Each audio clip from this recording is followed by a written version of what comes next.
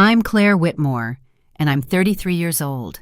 The last Christmas Eve I spent with my family started the same way they always did with me in the kitchen and my sister at the center of attention. But this time, something was different. Something had shifted just enough to make me see everything for what it really was. My suitcase was already half packed for a flight they didn't know about. My mother's voice echoed through the phone, listing off dishes like she was reading from a restaurant menu. And when she said Victoria Hale would be there, I felt my hands stop moving because I already had a meeting scheduled with Victoria. And it wasn't to serve her dinner before I go any further. Let me know where you're listening from in the comments, and hit that like and subscribe button. If you've ever had to hide who you really are around family, just to keep the peace. I was raised in a sprawling colonial outside New Haven, the kind of home that looked like it belonged on a magazine cover. Every light fixture, imported every cabinet hand. Finished, my parents were proud of appearances, and even prouder of the Whitmore name they believed in. Hard work as long as someone else did it, and in family as long as it served their image. I was their firstborn, a quiet child who learned early how to set the table just so, and how to keep the family name polished without taking any of the credit. My sister Melanie was born when I was 4, and from the beginning it was clear she fit the family mold better than I ever would. She was charming in the way that made relatives light up at her stories. She knew how to turn compliments into currency, and she always said the right thing, even when she didn't mean a word of it, while Melanie got the praise and the private school tutors. I got piano lessons that were later canceled so I could help with dinner. My parents said I was dependable and that Melanie needed room to shine after high school. I went to a state college 2 hours away, while Melanie spent a semester in Paris, followed by internships at places I wasn't allowed to name drop without sounding bitter. By 28, she was running her own PR firm, backed quietly by my father's connections, and still lived rent-free in the guest house on their estate. By then, I was living in New York, building something of my own. Brick by brick, but no one ever asked what it was. They just assumed I was still drifting, trying to find myself. I visited home for holidays and birthdays out of habit, not hope. And each time I came back, I noticed how the space that used to belong to me had shrunk. The room I'd painted yellow when I was 13 was now a backup closet for Melanie's off-season wardrobe. My childhood books were boxed in the garage with a sticky note that said, "Donate if needed." My mother said it was nothing personal, just space planning, but every year there was a little less of me in that house. By the time I turned 33, I'd stopped expecting anything different. The most I hoped for was to avoid conflict and keep things civil for a few days. But when my mother called the night before Christmas Eve with a full dinner menu and a guest list of corporate executives, I felt something in me settle in a way it hadn't. Before, I wasn't angry. Not yet. I was just done pretending like it was normal for a daughter to be summoned, like a hired chef, and treated like she should be grateful for the chance to prove her usefulness again. She didn't ask if I had plans. She didn't ask if I was available. She just assumed and told me to be there by noon. Sharp 7 courses, 10 sides, no substitutions. She mentioned Melanie's VIP guests and how important this night was, and then casually dropped that Victoria Hale would be in attendance. The name didn't surprise me, not because I expected it, but because by that point, I was used to life, throwing me signs just subtle enough to miss, unless you were finally paying attention. And I was finally paying attention. The message came through at 7:03 p.m. sharp. A text from Melanie, short and sharp. "Mom says you're cooking tomorrow. Don't mess it up." I read it without flinching, already halfway through packing my second suitcase. The one I used for business travel. The one my family didn't know existed. While they imagined I was spending Christmas alone in a tiny apartment, I was preparing to meet Victoria Hale, CEO of Crestline Hospitality, to finalize the biggest contract my company had ever landed. I sat on the edge of my bed, my boarding pass open on my laptop. The departure time glowed steady in the corner of the screen, Flight 147 to Fort Lauderdale, leaving at 8:00 p.m. the next evening. I'd booked it 2 weeks earlier, just after Victoria's team confirmed the meeting. What I hadn't expected was for her name to appear on my mother's Christmas Eve guest list. But there it was, tucked between two local business owners and the CFO of a real estate group. My mother's voice played back in my head. "These are important people, Claire. Don't embarrass us." The irony wasn't lost on me. Just 3 weeks ago, my team had catered Crestline's winter retreat at a resort in Vermont. It had gone off without a hitch, 500 attendees, 10 chefs, 4 days of luxury events, and not a single complaint. I hadn't been on site, but I'd overseen every detail from our Manhattan office.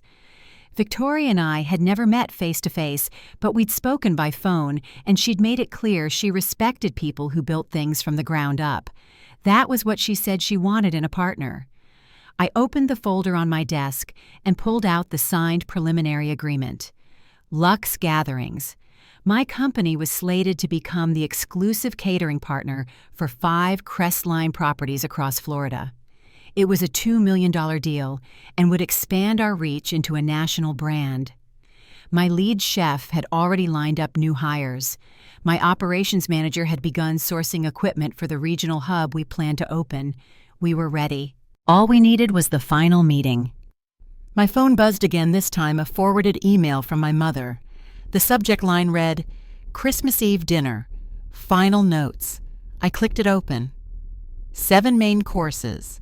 10 sides 5, dietary restrictions, 3 dessert pairings, wine selections, table settings, serving platters. She'd listed everything down to the monogrammed silverware and the arrangement of the bread basket. There was even a note to use the Waterford crystal glasses to make a good impression on Ms. Hale. I leaned back in my chair, reading that line again. My mother didn't know I was about to sign a contract with the very woman she was trying to impress. She didn't know that the person she considered a reliable kitchen helper was the founder of the company Victoria had chosen over a dozen national firms. And she certainly didn't know that I'd be boarding a flight that evening while she was counting on me to roast duck for 25 guests. I pulled my second suitcase onto the bed and zipped it shut. The first held my clothes. The second carried everything for the meeting proposal packets, vendor projections, contracts, branding samples. I checked my charger, then set an alarm for my driver. Everything was ready. Then the phone rang. It was my mother. I answered and said nothing. "Claire," she said, not waiting for a response. "Please tell me you've received the menu. Melanie mentioned you were packing. What on earth could be more important than this dinner?" I didn't answer right away. The pause stretched long enough that she filled it herself. "Melanie's guests are influential, Claire. Executives. People who can open doors. You have a chance to be useful here." I stood by the window looking out over the city lights. "I won't be there," I said evenly. She didn't respond at first. When she did, her voice was sharp. "Excuse me, I have a business commitment. I'm flying out tomorrow." "A business commitment," she repeated, almost laughing. "You've always been so dramatic, Claire. This is not the time to pretend. Melanie needs this. Melanie has a PR firm," I said. "She can hire a caterer." With what money, she snapped. "Do you know what that would cost?" On Christmas Eve, I didn't reply. I thought about how much my clients paid. I thought about how many of my team were already off for the holiday. And I thought about how none of that had anything to do with me being summoned like an unpaid assistant. "This isn't about you," my mother said, her voice rising. "It's about family. It's about helping your sister succeed." I let that sit for a moment. "You've never asked about my work," I said quietly. "Not once in 5 years." She sighed. "We've always supported you in our way, but this is important. So is my company." That word company hung between us like a foreign language. "Claire," she said, the tone now low and threatening, "if you walk away from this, don't bother coming back." It wasn't the first time she'd said that, but it was the first time it didn't sting. "Understood," I said. Then I hung up.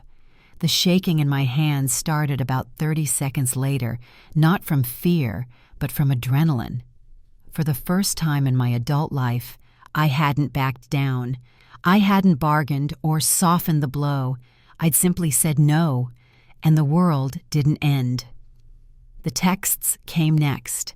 Melanie first furious, frantic, accusing me of ruining her chance to pitch Victoria, calling me selfish. Then my mother again, alternating between guilt and rage. I put the phone down and placed it face down on the table. I left a note on my counter with the names of 3 emergency catering services that handled last-minute events. All had 24-hour hotlines. I didn't expect anyone in my family to use them, but I left the list anyway. Next to it, I placed one of my business cards. Claire Whitmore, founder and CEO. Lux Gatherings, New York, Chicago, Palm Beach. I didn't leave the note for recognition. I left it because I knew deep down they wouldn't come looking. But if they did, I wanted them to see that I'd built something, that I'd been building it the whole time. At exactly 8:07 p.m. the next night, I watched the lights of New York fade beneath the wing of the plane. The contract was in my briefcase. My team was waiting in Florida, and the woman my family hoped to impress with my cooking was about to meet the real reason she was at that dinner. They didn't know it yet, but the story was about to change. The plane landed just after 11 p.m., and by the time I reached the resort, the lobby was quiet. A staff member greeted me by name and handed me a welcome envelope. Inside was my room key, an itinerary, and a handwritten note from Victoria's assistant. "Looking forward to meeting you," it said in tidy cursive. "Pre-dinner meeting confirmed for 7 p.m. on the 25th. I rode the elevator up to the suite and let myself in. The lights had been dimmed, the curtains pulled back to reveal a long stretch of Atlantic shoreline, waves glowing beneath the moonlight. I set my bags down and walked over to the window. From here, everything felt far away. Connecticut. The house I grew up in, the messages I'd ignored. I didn't check my phone right away. I already knew what I'd find there. I left it on the desk screen down and opened my laptop instead.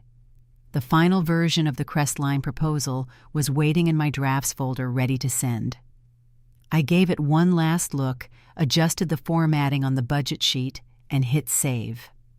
It wasn't until after I'd showered and settled into bed that I finally reached for my phone. 47 missed calls, 17 texts from my mother, 12 from Melanie, 3 from my father, which was unusual. I didn't open any of them. Instead, I went to my email and opened the Forbes draft that my PR team had sent earlier that week. The cover line was simple, "Built from scratch, how Claire Whitmore scaled Lux Gatherings without family backing." There was a pull quote halfway down the page that caught my eye. "My family assumed I was in between jobs. The truth is, I was building something they never cared to ask about." I read that line again, then closed my laptop. The next morning, I met with Victoria's team for a brief walkthrough of the upcoming dinner and presentation. The meeting was short, efficient, and warm.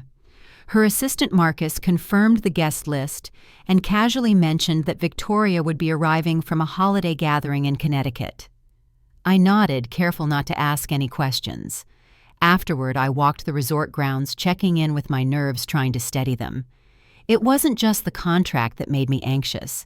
It was everything that came with it: the exposure, the spotlight, the unavoidable collision of 2 parts of my life I'd worked hard to keep separate. My family had created an image of me that never changed, no matter how much I did, and I'd let them. I'd let them believe I was drifting, unsuccessful, unremarkable. The truth was, it had been easier than constantly correcting them. The signs had been there for years. At a dinner last spring, I heard my father tell an old golf buddy Melanie's the real star. Claire's still figuring it out. That morning, I'd closed a 6-figure deal with a hotel group in Chicago. But in that room, I was still the daughter they didn't know what to do with. Then there was my bedroom, the one with the pale blue walls and corkboard full of childhood memories. I came home one weekend to find it cleared out and replaced with racks of Melanie's seasonal wardrobe. My books, my trophies, my photos, they'd been packed in boxes and moved to the basement. When I asked about it, my mother said it was practical. Melanie's wardrobe had grown, and image was everything in PR. Meanwhile, Melanie had been given the entire 3rd floor. My parents had paid to renovate it into a home office and private suite. New lighting, custom closet systems, a reading nook by the window. She'd called it her creative space. I never had one. What hurt more than the change itself was the way no one mentioned it, as if erasing my presence was a simple matter of storage needs. I stayed quiet that visit. I always did. I helped prep dinner, set the table, poured wine for guests I didn't know. At the end of the night, my mother had thanked me in front of everyone. Claire's always been the helper of the family. Everyone smiled. I nodded. They didn't know about the office I leased in Midtown, the staff meetings I led, the investors I turned down so I could retain full ownership. They didn't ask how I paid for my apartment or why I never borrowed money. They assumed I was scraping by, that I was quiet because I hadn't done anything worth saying. I remembered once mentioning a high-profile wedding we'd catered in the Catskills. My mother had changed the subject within seconds, bringing up Melanie's new cosmetics campaign. It's a national rollout, she'd said proudly. Real visibility. I'd smiled and let it go. The pattern had been the same for years. If I spoke about my work, it was dismissed. If I didn't speak, it was proof I had nothing going on. Eventually, I stopped trying. I let them believe what they wanted to believe. I told myself it wasn't worth the argument. But this time was different. This time I wasn't the helper. I wasn't the invisible daughter who brought the good wine and refilled the breadbasket. I was the CEO of the company they were unknowingly relying on to impress their guests. And if I'd chosen to stay silent, I would have missed the meeting that could shift the entire direction of my business. That night, as I reviewed the final contract one more time, I felt a strange calm settle in. I couldn't predict how Victoria would react if she connected the dots. I didn't know if she'd remember my mother's name, or if anyone at that dinner would talk about the disaster I knew was unfolding back home. But the decision had been made. The lines were already crossed. And I wasn't going back. I woke early on Christmas morning to soft light pushing through the curtains and the sound of waves brushing the shore below. For a few minutes I lay still listening, letting the quiet steady me. At 9:00 a.m., I had breakfast with Marcus and our event liaison from Crestline. The resort kitchen was already prepping the evening's pre-dinner tasting. I walked the ballroom with the chef, reviewed plating notes, and made sure everything on our end was ready. By noon, it was clear we were ahead of schedule. I returned to my suite just as my phone buzzed again. This time, it was Melanie. Her message was short and sharp. Mom says Victoria Hale will be there by 7. Don't ruin this for me. I looked at it for a long time. Then I silenced my phone again and turned it face down on the counter. By 3 o'clock, I knew the panic had started. Melanie hadn't found a replacement. Christmas Eve was the worst time to need last-minute catering. Most of the high-end firms had shut down days ago. And while I'd left them 3 emergency numbers on my kitchen counter, I hadn't received a single call. Not from Melanie, not from my mother, not from anyone. I didn't expect them to use the list. I didn't expect them to even look. They still thought I was bluffing. I wasn't. At 5, my driver texted to confirm pickup for the pre-dinner meeting. I stepped into the shower and laid out my suit for the evening, dark navy crisp lines, nothing flashy. I chose small earrings and a simple watch, the kind that didn't draw attention, but told you I belonged in a room full of decision-makers. At 6:15, I walked down to the lobby and waited by the front entrance. As we pulled away from the resort, I finally powered my phone back on. Messages flooded in. My mother had called 12 more times. Melanie had sent half a dozen texts, each more frantic than the last. One from my father stood out. "Your mother is panicking. Please reconsider." I didn't respond. We arrived at the Crestline event suite just before 7. A team member held the door and ushered me toward a table in the back where Victoria's team was already seated. I stepped inside just as the double doors opened behind me. Victoria Hale walked in wearing a slate gray coat and carrying a small clutch. She looked travel-worn but focused. She shook hands, greeted her staff, and when she saw me, gave a small smile. "Claire," she said, "I appreciate you being here on Christmas." "Of course," I said. "Glad you made it." She set her coat over a chair and looked around the room. "Apologies if I'm a bit late. I came straight from a very unusual Christmas Eve dinner in Connecticut." The air changed. I kept my expression still. "Oh," I asked. She shook her head with a quiet laugh. It was supposed to be a formal dinner hosted by a family acquaintance, Joanne and Richard Whitmore. "Do you know them?" I looked down at my water glass. "Yes," I said simply. Victoria didn't pause. Well, they had promised an elaborate holiday meal planned weeks in advance. The daughter Melanie, I think, was trying to pitch me PR services. But the whole evening unraveled within the first 10 minutes. No food, no plan, just panic and pizza boxes on antique china. She exhaled through her nose, still amused, but clearly unimpressed. "I've been to some strange events," she said, "but that one was uniquely chaotic." The hostess spent most of the evening blaming her older daughter for not showing up. Apparently, she was expected to cook for 25 people alone. I said nothing. She called her unstable, unreliable, said she never followed through with anything, told the entire room she'd probably ruined her sister's career by disappearing. Victoria turned her gaze toward me, then steady but unreadable. "That wouldn't happen to be you, would it?" I didn't flinch. It would. She didn't say anything right away, just looked at me for a long moment. "Well," she said finally, "that explains a few things." Someone brought out the appetizer samples, and for a few minutes the focus shifted to plating and flavor notes. I answered questions, clarified presentation preferences, and walked them through our event plan for the coming year. I didn't know if the moment had passed or if more questions were coming. Either way, I stayed grounded in the work. After dinner, Victoria pulled me aside. "I'll be honest," she said. "I wasn't sure what to expect when I realized who your mother was. But I've worked with enough founders to know when someone's earned their place."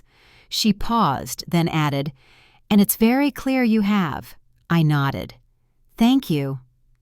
"Is this why you didn't come?" she asked. "Because of the dinner." "No," I said. "I didn't come because I had a business meeting." Victoria smiled. "Fair enough." She turned to leave, then stopped. "One more thing. When people talk about you, Claire, what do you want them to know?" I thought for a second. Then I said that I built this, all of it, without help, and without asking anyone's permission. She nodded once, noted. That night, back in my suite, I stood again by the window watching the shoreline curve in the distance. My phone buzzed quietly on the desk behind me, but I didn't check it. I already knew what the messages would say, and I already knew I wasn't going back. I woke the next morning to a quiet suite and a view of the water glowing gold with the sunrise. The contract meeting with Victoria's team was scheduled for 9 o'clock sharp, followed by the signing. I had an hour to review my notes, but my phone had other ideas. I turned it on and watched the notifications roll in. Dozens of messages, most from numbers I already recognized. My mother, Melanie, even my father. A few subject lines popped up from friends of the family names I hadn't seen in years. I opened only one, a text from Melanie, time-stamped 7:23 p.m. the night before. "We're ordering pizza. Do you understand what you've done?" Another message followed, sent just after 9. Victoria didn't even stay for dessert. "Mom says you're dead to her." I set the phone down and opened my laptop.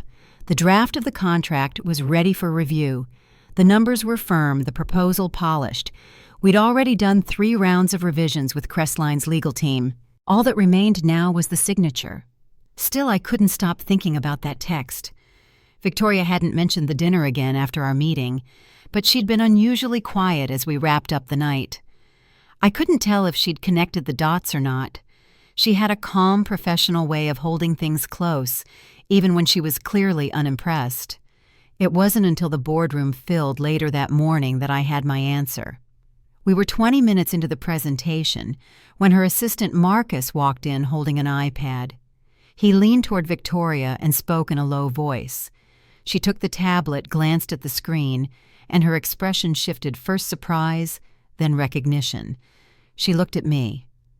"Claire," she said carefully, "was this photo taken at your parents' home in Connecticut?" She turned the tablet toward the room. There it was, a picture from the party, the mahogany dining table, stacks of mismatched pizza boxes, guests standing awkwardly in the background. And front and center, my mother, red-faced, gesturing at someone out of frame. I nodded. Yes, that's their house. And you were the daughter she said was unreliable, the one who was supposed to cook. Yes. Victoria set the iPad down and stood by the window. The room had gone quiet. She told everyone at that party, "You didn't have a real job," she said. "Said you usually just help in the kitchen when they host." "She doesn't know what I do," I replied. "She doesn't know." Her eyes narrowed. "You never told her about Lux gatherings I tried once," I said. "She thought I meant I was helping someone else. They never asked again." One of the senior partners, a man named James, leaned forward. "So your family who hosted executives from this company last night had no idea that you run the business we're hiring?" "No," I said. "They think I'm between jobs." Victoria gave a quiet laugh. "That explains the tone of the entire evening. Your mother spent more time bad-mouthing you than welcoming her guests." One woman left before the wine was served. There was another pause. Then James asked, "Why didn't you go? Why not just show up and keep the peace?" "Because if I had gone, I would have missed this meeting," I said. "And this contract means my team can grow, expand, and take care of their families. It was never just about me." Victoria sat back down. "Your mother said some awful things, Claire. But here's the part that gets me. She never once mentioned that her daughter was about to be featured in Forbes, or that you've built a 7-figure company, or that you're about to close one of the most competitive deals we've offered this year. She doesn't know," I said. "The article goes live at midnight." Her assistant cleared his throat from the back of the room. "Actually, he said it was just published early. It's already trending." Victoria glanced at the screen behind us as the assistant mirrored the page. There was the headline, clear as day, "From Invisible to Invaluable, How Claire Whitmore Built Lux Gatherings from Scratch." The article detailed my company's beginnings, how I'd started with a rented kitchen and one part-time assistant. It listed our 3 locations, our client roster, our projected revenue. It quoted me saying, "Some people build from legacy. I built from silence." Victoria turned to me again. "Do you want me to call her?" I blinked. "Excuse me." "She left me a voicemail this morning," she said. "Said she hoped the dinner didn't affect our relationship. Blamed you for everything. I haven't responded." I didn't answer. She picked up her phone. "I think I'll call her now." I watched as she stepped into the hallway. The glass door closed softly behind her. Through the pane, I could see her pacing slowly as she spoke. A minute passed, then another. She gestured once, then stopped walking altogether. Finally, she ended the call and returned. "She hung up on me," Victoria said, "right after I told her I'd just signed a $2 million contract with her daughter." The room stayed still. "Let's sign," she said, reaching for her pen. "I'd say this is the most satisfying deal I've ever done." The papers passed around the table one by one. As I added my initials to the last page, my phone vibrated again. It was my father. "Your mother just fainted. What the hell is Lux Gatherings?" I signed the final page, set the pen down, and looked around the room. Everyone was smiling. But I wasn't thinking about the contract. I was thinking about the moment someone finally said my name and meant it. After the contract was signed, the room slowly began to clear. A few team members stayed back to shake my hand, offering congratulations and polite small talk. Victoria lingered at the end of the table, flipping through her copy of the agreement like she was checking something twice. I was organizing my materials when her assistant returned, holding up his phone with a look of quiet urgency. "You might want to see this," he said to Victoria. She took the phone and stared at the screen for a few moments. Then she exhaled slowly and looked over at me. "Well, she said your family just found out." My pulse steadied. I didn't ask how. "Apparently she went on my LinkedIn post, went up 20 minutes ago. It's already been shared over 200 times. I tagged Lux Gatherings and your name and your mother." She didn't say anything else at first, just handed me the phone. The screen showed a crisp photo, me standing with Victoria and the senior partner's contract folder, open glasses of champagne raised. The caption read, proud to announce a multi-property partnership with Lux Gatherings and their brilliant founder and CEO, Claire Whitmore. Excellence, independence, and integrity in every detail. My name was bold, my title unmistakable. As I handed the phone back, my own began to vibrate on the table. I picked it up. It was Melanie.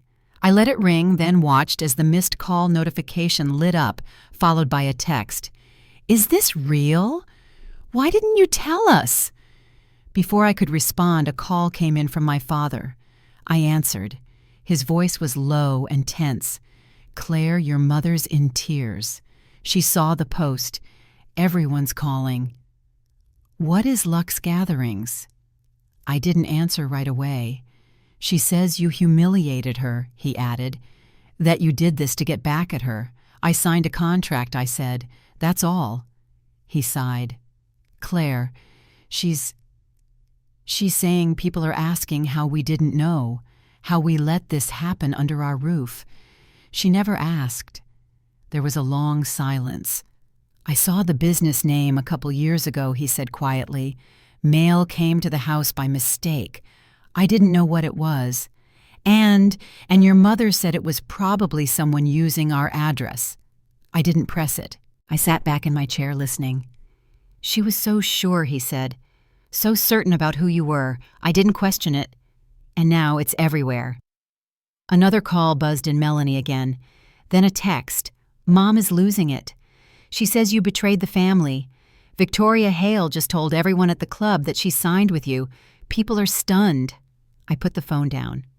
Victoria, still standing nearby, caught my eye. "Want me to make it official?" she asked. Before I could speak, she picked up her phone and opened the LinkedIn app. Adding a little note to clarify the relationship, she said. Something like, "Honored to partner with a leader who built her company from the ground up, with no help from anyone, not even her family." I watched her type it out. I could tag her again, she offered, almost playfully, or keep it subtle. "Subtle is fine," I said. She smiled and hit send. Another text came through, this time from my mother. "How could you lie to us all these years? You made us look like fools." Then another. "Do you have any idea what this has done to our reputation?" And finally, "You think this is success? You've destroyed this family." I looked at the screen for a long time before replying. "No." I finally stopped pretending. "That's all." Victoria stepped beside me and placed a hand gently on my shoulder. "Whatever happens next," she said, "you handled this with grace. You didn't storm in or make a scene. You just showed up and did the work." I nodded. The meeting room was quiet again, just the sound of chairs being pushed in and bags being zipped. As I packed my things, I checked one more message, this time from Melanie. "You were a CEO this whole time. Why didn't you tell us?" I typed slowly. "Because you never asked. You just assumed." No reply came back. That afternoon, as I flew home from Florida, I stared out the window and let it all sink in. The deal was signed. The article was live, and back in Connecticut, the story they told about me had just unraveled for good. I didn't feel triumphant. I felt clear. The next part wouldn't be easy, but it would be honest. The week after the article dropped, everything moved fast. The LinkedIn post from Victoria reached over 500,000 views in 3 days.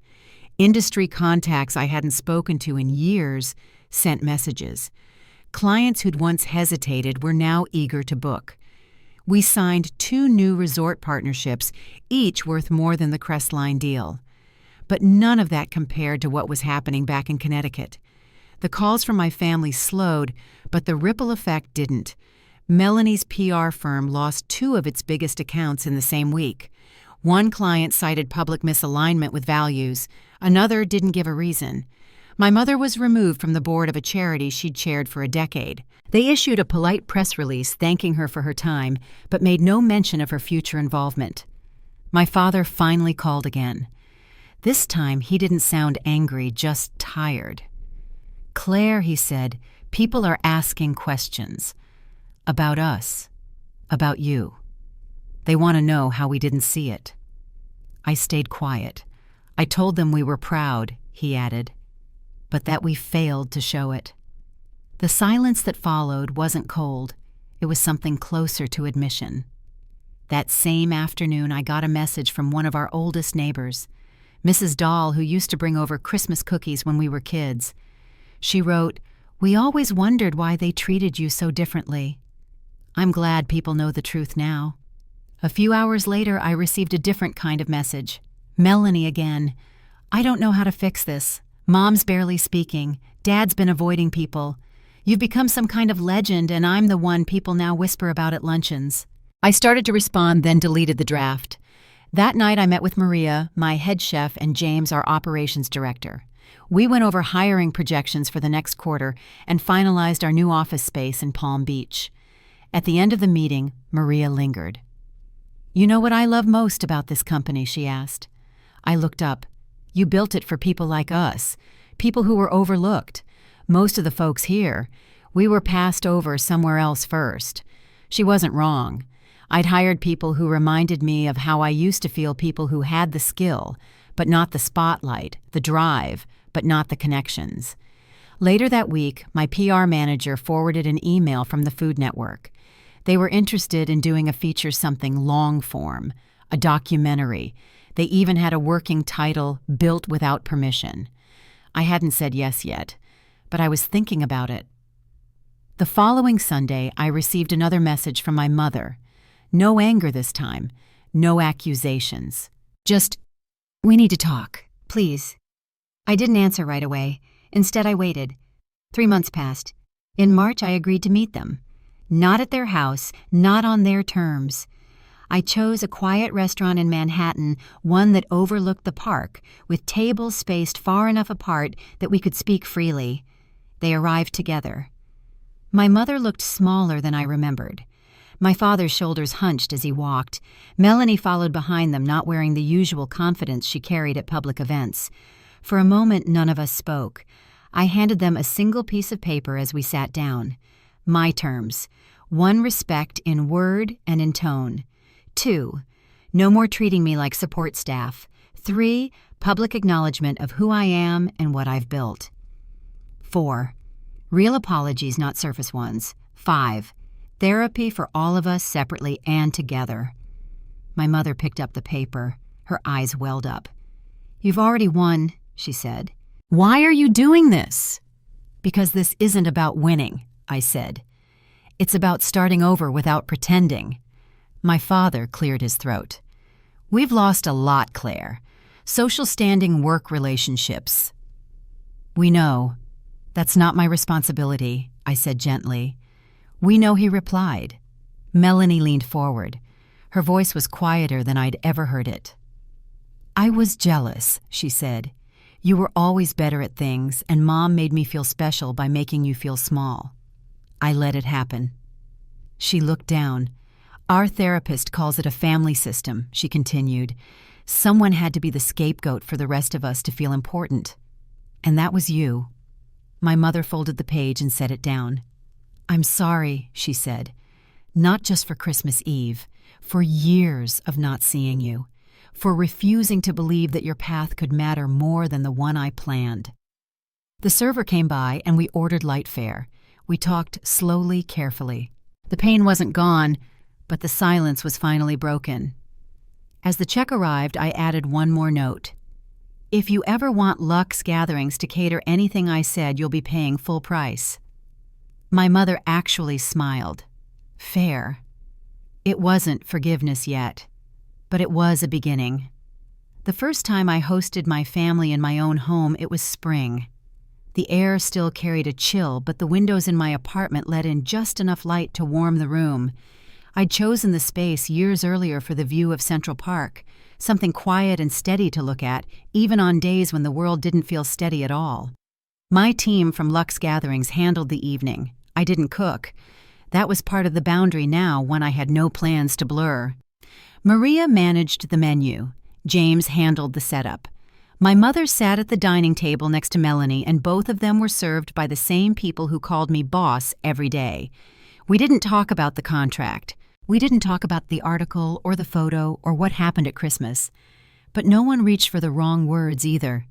There was something calm about it all, tentative but honest. At one point, my father stood up to refill his glass and gestured to the window. "You've built something real here," he said. "Something lasting." I thanked him. It was the first time he'd said anything like that. Before dessert, I raised my glass and asked for a moment. Everyone quieted. "I just want to say this," once I told them. "This isn't about revenge, it's about truth.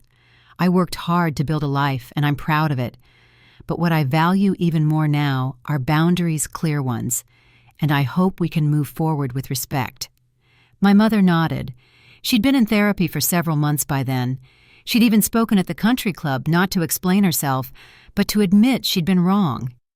It hadn't saved her reputation, but it had helped begin something new between us. Melanie had shifted her focus at work. She'd asked formally if Lux Gatherings would consider her firm for public relations. I told her to submit a proposal like everyone else. She did, and it was good. We were reviewing it. My father started stopping by the office when he came into the city. He brought coffee, asked about our growth plans, and now introduced me as my daughter, the CEO. But the biggest change was inside me. I no longer waited for approval. I didn't hide my success to keep others comfortable. I had a team, a company, a life that I had built, and I didn't owe anyone a version of myself that fit their story. Now every morning I step into my office and remind myself I'm Claire Whitmore. I run Lux Gatherings. I'm not the helper. I'm not the backup. I'm not invisible. Your worth is not measured by what others are willing to see. It's measured by what you're willing to claim. Thank you for listening to my story. If it reminded you of your own journey or someone you know, I hope you'll share it. And if you've ever had to choose between who they wanted you to be and who you really are, choose yourself every time.